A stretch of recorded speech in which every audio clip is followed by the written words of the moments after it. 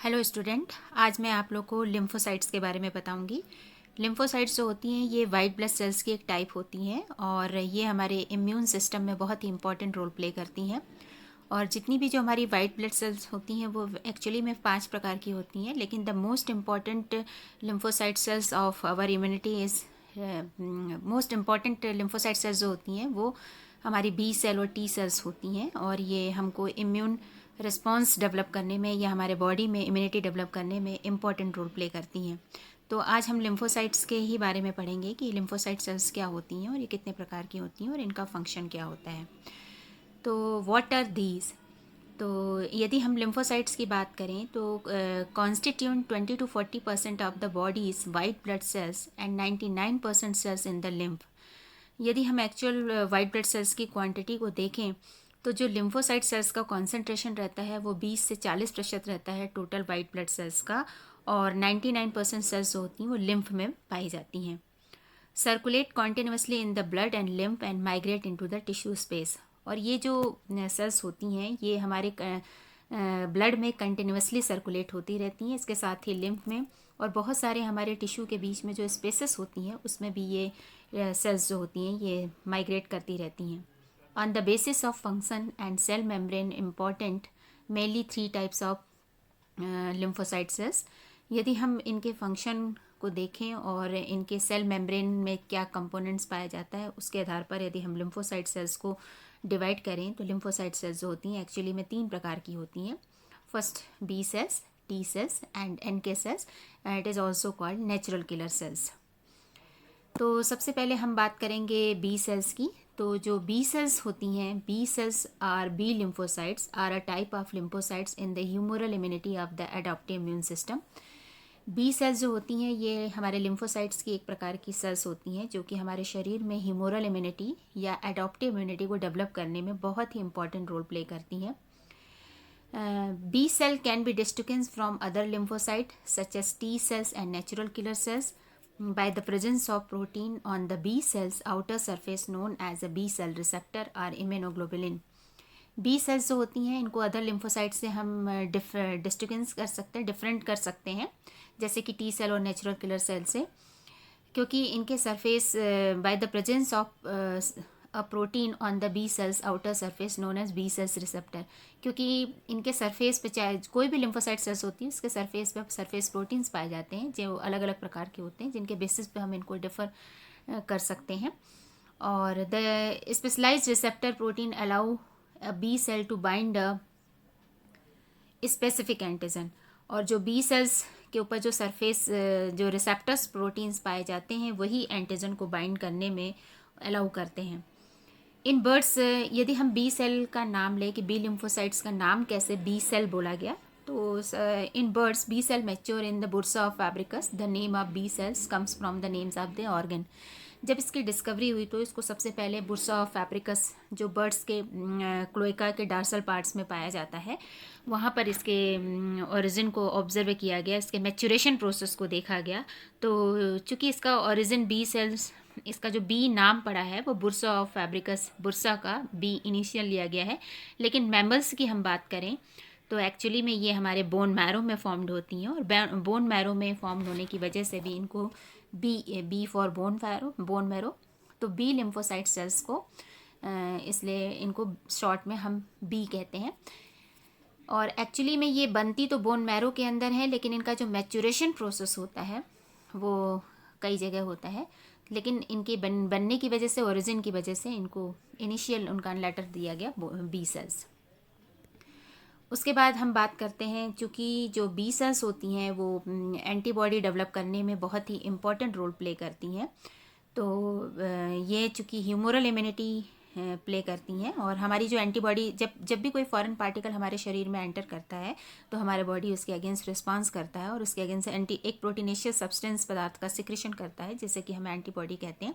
तो एक्चुअली में जो एंटीबॉडी का प्रोडक्शन है ये बी सेल के द्वारा किया जाता है। जनरली लार्ज जो एंटीबॉडी होते हैं यदि हम इनकी बात करें तो जनरली ये लार्ज वाई शेप्ड ग्लाइकोप्रोटीन्स होते हैं। They have bound carbohydrate sugar. इसके अलावा इनमें कार्बोहाइड्रेट और शुगर से भी ये बाउंड होते हैं, और इनका मॉलिक्यूलर वेट जो होता है 1.5 लाख डाल्टन का होता है। और they are 5 structural type of antibodies in human based on this biceps. आप लोगों को मैं एंटीबॉडी पहले ही पढ़ा चुकी हूँ, उसके स्ट्रक्चर के बारे में बता चुकी हूँ, उसके क्लासिफिकेशन के बारे में बता चुकी हूँ, और आपको बताया था कि इनमें लाइट चेन और हैवी चेन पाई जाती है, और on the basis of heavy chain इनको 5 प्रकार से डिवाइड किया गया है। उनको बोलते हैं, हम इनको ग्रीक वर्ड से शुरू करते हैं। IgA माने अल्फा टाइप, IgD माने डेल्टा टाइप, IgE माने epsilon type, IgG means gamma type, और IgM माने माइक्रोन टाइप। और इनको इम्यूनोग्लोबुलिन बोला जाता है क्योंकि ये प्रोटीनेशियस नेचर के होते हैं। ग्लोबुलिन प्रोटीन इनमें पाया जाता है और इम्यून सिस्टम के लिए रिस्पॉन्सिबल होते हैं, इसलिए इनको इम्यूनोग्लोबुलिन इंटरनेशनली इनका नाम एक्सेप्टेड किया गया है। शॉर्ट फॉर्म में हम इनको IG से शो करते हैं। इनका जो है, जैसा कि मैंने बताया था कि इनमें जो 2 लाइट चेन्स होती हैं, 2 हैवी चेन्स होती हैं जो आपस में डाइसल्फाइड बॉन्ड से जुड़ी हुई रहती है, और इनके बीच में हिंज रीजन पाया जाता है। और इन चेन के अंदर बहुत सारे सेवरल डोमेन होते हैं, जिसमें कि ऊपर का जो अपर पोर्शन होता है वेरिएबल रीजन कहलाता है, नीचे का स्टॉक पोर्शन जो होता है वो कांस्टेंट रीजन कहलाता है। ऊपर का जो साइट होता है वो एंटीजन बाइंडिंग साइट होता है, और अंदर का जो पोर्शन होता है वो आपका स्टॉक पोर्शन जो होता है वो किसी सरफेस से सेल अटैच होती है तो उससे जुड़ा हुआ रहता है।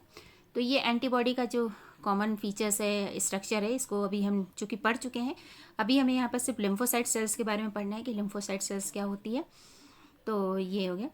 अब what happen when B cell encounter the antigen.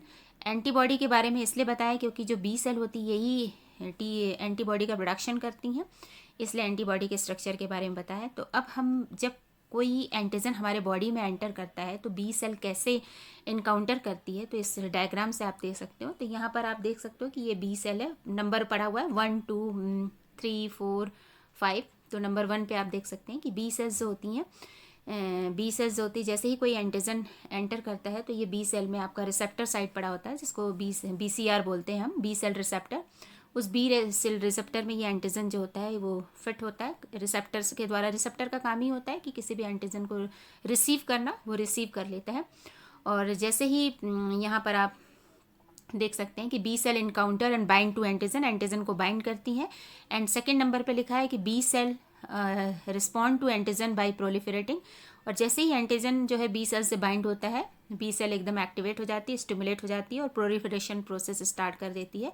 Proliferation करने के दौरान वो क्या करती हैं कि तेज़ी से अपनी नंबर्स को इंक्रीज़ करती हैं।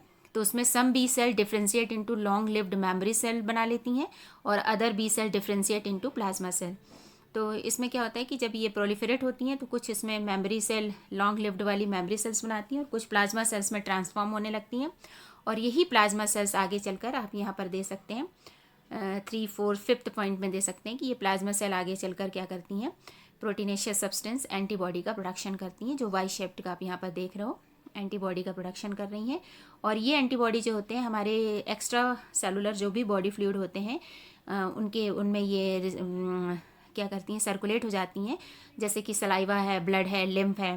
और तो एक्स्ट्रा सेलुलर बॉडी फ्लूइड्स होता है, उसको हम मेडिकल टर्मिनोलॉजी में हम उसको ह्यूमर बोलते हैं। तो इस प्रकार ये ह्यूमर में ये एंटीबॉडी सर्कुलेट होती रहती हैं और जो भी एंटीजन है उसको इनकाउंटर करती हैं, तो जिसकी वजह से जो इम्यूनिटी डेवलप होती है उसको हम लोग ह्यूमोरल इम्यूनिटी कहते हैं, या एंटीबॉडी मीडिएट इम्यूनिटी कहलाती है, क्योंकि एंटीबॉडी की वजह से ये इम्यूनिटी हमारे उसमें डेवलप होती है।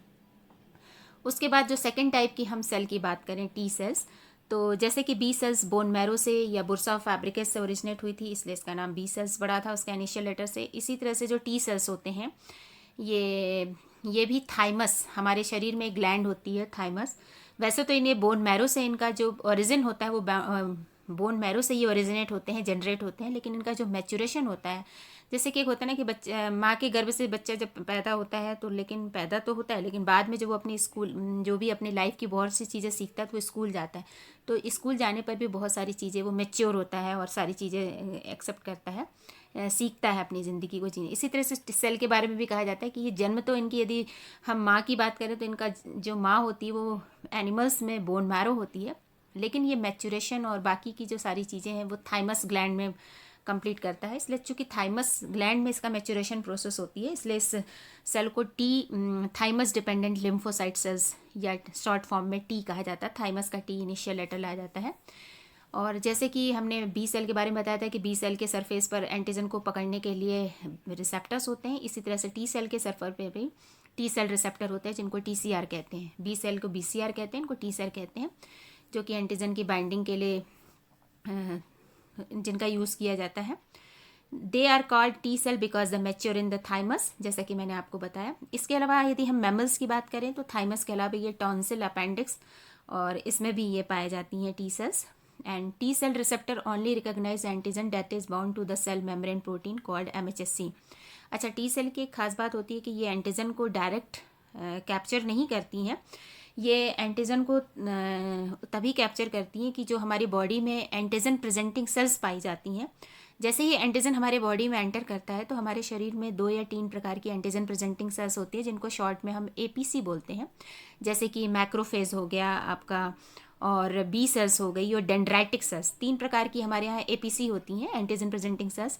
जब भी कोई फॉरेन पार्टिकल्स हमारे ब्लड में या हमारे शरीर में एंटर करता है तो ये जो antigen presenting cells, specially macrophage cells जो होती हैं, ये उसको इनगल्फ कर लेती हैं, खा जाती हैं, और फैगोसाइटोसिस प्रोसेस के द्वारा उसको फ्रैगमेंट्स में तोड़ देती हैं। और वही फ्रैगमेंट जो होता है वो टी सेल के सरफेस पर, मतलब वो अपने उनके मेम्ब्रेन प्रोटीन पाया जाता है MHSC, जिसको हम मेजर हिस्टो कॉम्पैटिबिलिटी कॉम्प्लेक्स कहते हैं। तो वो उसी फ्रैगमेंट को MHSC से बाइंड कर देती है, और MHSC जो है उस फ्रैगमेंट को लेकर शो करता है, और शो करने के बाद जैसे ही वो शो करता है तब टी सेल उससे जाकर क्या होता है, टी सेल के रिसेप्टर उस एंटीजन को बाइंड करते हैं और उसके बाद फर्दर प्रोसेसिंग करते हैं। तो when a antigen combined with a MHSC molecule on a cell, the T cell differentiate into effector T cell and memory cell। तो जैसे कि हमने भी इसके पहले भी देखा था कि बी सेल में जैसे ही एंटीजन बाइंड हुआ तो एंटीजन बी सेल प्रोलिफरेटिंग होने लगी, उसी तरह से रिसेप्टर से जैसे ही टी सेल के रिसेप्टर से एंटीजन बाइंड होता है तो टी सेल भी डिफ्रेंशिएट होने लगती हैं, और वो भी मेमोरी सेल्स और टी सेल्स बनाती हैं। तो बी सेल और टी सेल दोनों ही डिफ्रेंशिएट होकर मेमोरी सेल्स ज़रूर बनाती हैं, क्योंकि मेमोरी सेल्स जो होती हैं ये मेमोरी में रखती हैं कि हाँ ये एंटीजन हमारे बॉडी में एंटर किया था, तो जब कभी फ्यूचर में वही एंटीजन दोबारा एंटर करता है बॉडी में तो ये सेल उसको तुरंत रिकॉग्नाइज कर लेती हैं और उसके अगेंस्ट एक्शन स्टार्ट कर देती हैं।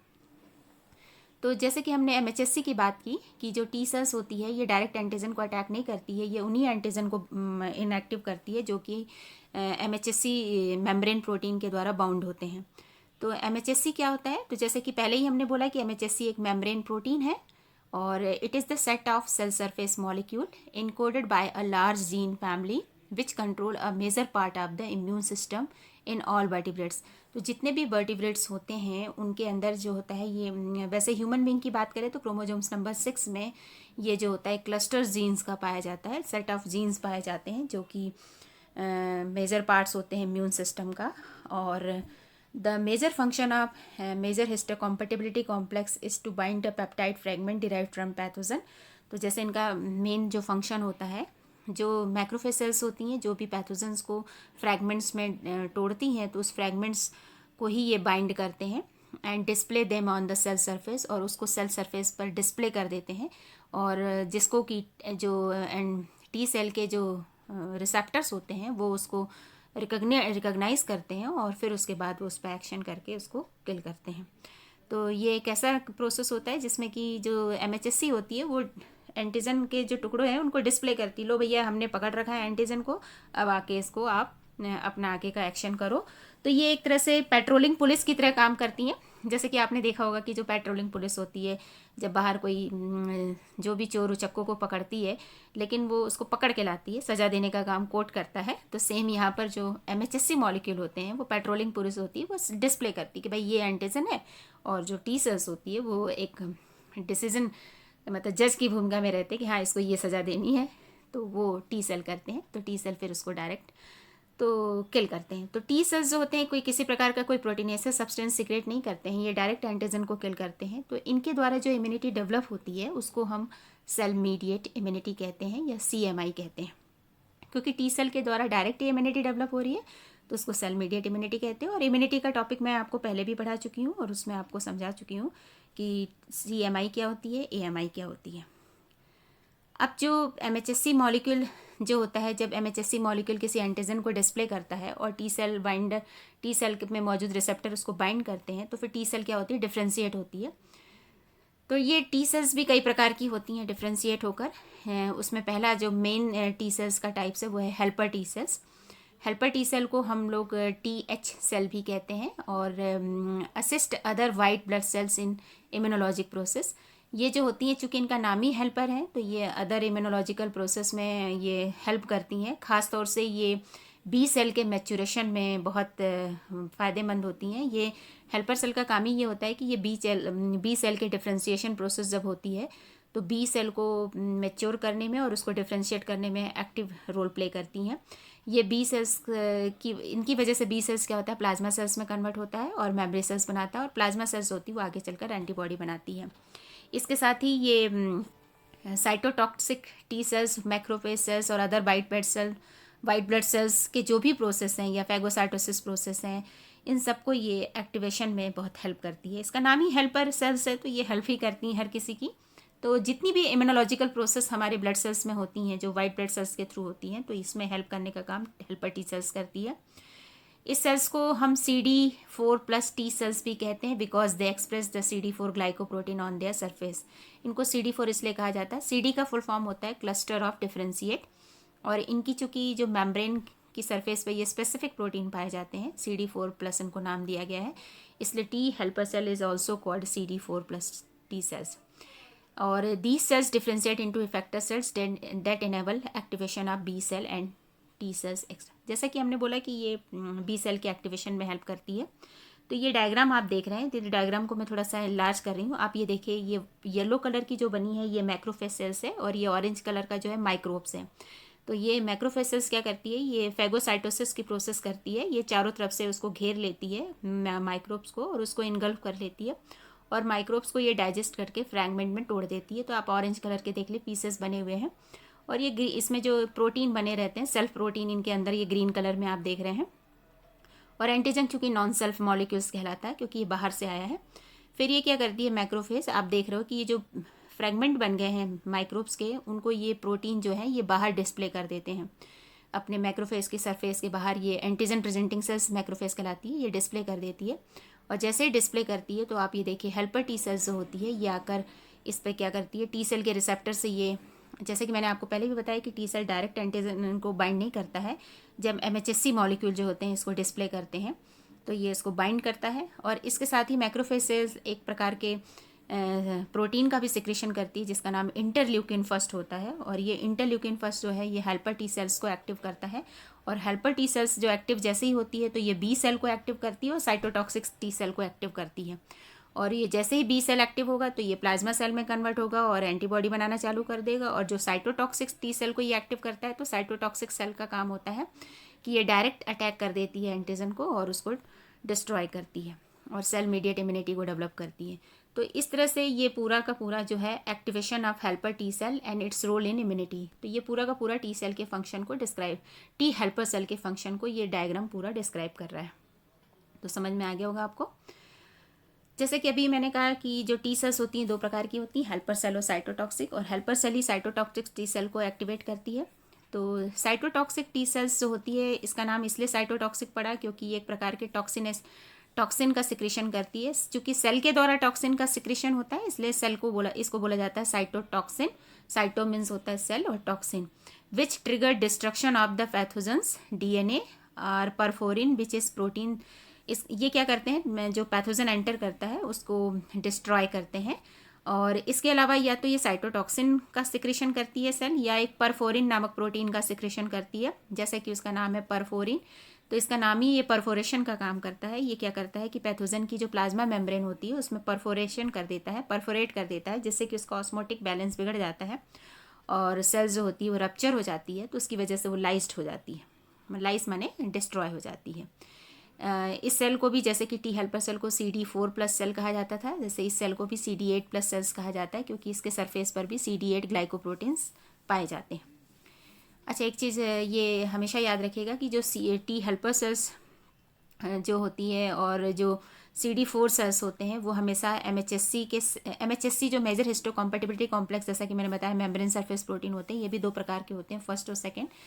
तो CD4+ जो होती है वो हमेशा second group of MHSC molecule के साथ बाइंड होती है, और जो CD8 सेल्स होती है वो हमेशा first group of MHSC molecule से बाइंड होती है। लेकिन ये दोनों ही सेल तभी बाइंड होंगी जब एपीसी जो है इनको डिस्प्ले करेगी, मतलब एंटीजन प्रेजेंटिंग सेल्स, जैसे कि पहले बताया था माइक्रोफेज सेल्स। तो जैसे यहाँ पर भी आप देख सकते हैं कि ये जो आपकी जो है इन्फेक्टेड सेल्स है, और ये जो फॉरेन पार्टीजन है साइटोटॉक्सिक सी सेल्स होती हैं, ये परफोरिन मॉलिक्यूल का सिक्रेशन करती हैं। परफोरिन मॉलिक्यूल्स होते हैं उसमें परफोरेट कर देते हैं, होल बना देते हैं, और ये जो है जिससे कि सेल्स जो होती है वो मेम्ब्रेन, ये लिखा है ना आपका साइटोटॉक्सिक, पहला इसमें पॉइंट देखिए, cytotoxic T cells bind to the infected cells, and second point है perforin makes hole in the infected cells membrane and enzyme enter, उसके अंदर एंजाइम को एंटर कर देती है, परफोरिन सीक्रेट करके उसको एंजाइम एंटर कर देती है, इन्फेक्टेड सेल इज लाइज्ड, तो जो इन्फेक्टेड सेल्स होती है वो डिस्ट्रॉय हो जाती है। तो इस प्रकार ये साइटोटॉक्सिक टी सेल्स होती है। तो थैंक यू। तो अभी आप लोग को समझ में आएगा कि लिम्फोसाइट सेल्स, तो जो एक्चुअली में हमें इस टॉपिक में जो समझना था कि लिम्फोसाइट सेल्स क्या होती हैं, कितने प्रकार की होती हैं, तो हमें पता बी सेल और टी सेल्स। बी सेल्स का नाम क्यों पड़ा, टी सेल्स का नाम पड़ा, टी सेल्स भी कितने प्रकार की होती हैं, टी हेल्पर सेल और साइटोटॉक्सिक टी सेल। तो आशा है कि आपको ये मेरा लेक्चर समझ में आया होगा। इसके साथ ही मैं आपको थैंक यू बोलना चाहूँगी। Thank you.